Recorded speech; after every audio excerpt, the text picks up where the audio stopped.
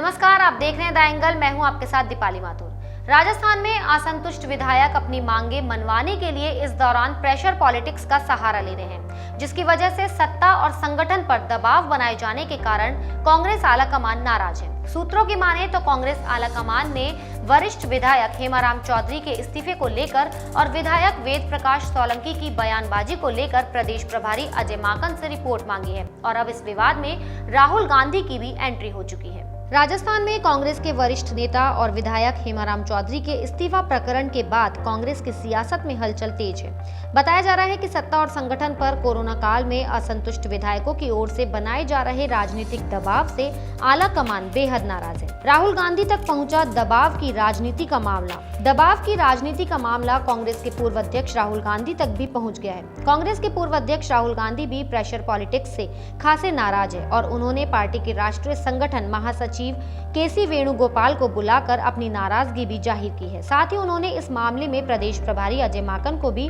हस्तक्षेप करने को कहा है, जिसके बाद वेणुगोपाल ने प्रदेश प्रभारी अजय माकन से इस पूरे मामले की रिपोर्ट मांगी है। ये है आलाकमान की नाराजगी की बड़ी वजह। आलाकमान की नाराजगी की सबसे बड़ी वजह है कि अपनी बात रखने और मांगे मनवाने के लिए ये समय उचित नहीं है, वह भी ऐसे समय में जब सरकार दिन रात महामारी से लड़ रही है और लोगों की जान बचाने में जुटी हुई है। ऐसे समय में इस तरह के कदम उठाना पार्टी के नियमों के खिलाफ है।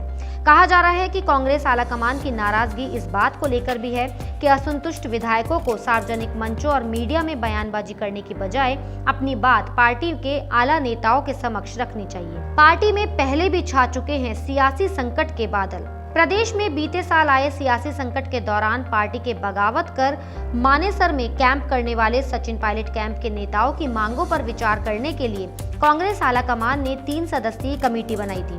कमेटी बनने के बाद पायलट कैंप में उम्मीद जगी थी कि मांगों का जल्द निस्तारण होगा, लेकिन कमेटी के एक सदस्य अहमद पटेल के देहांत के बाद से ही कमेटी का कामकाज आगे नहीं बढ़ पाया। सत्ता और संगठन पर दबाव के तहत अपनी मांगे मनवाने में लगा।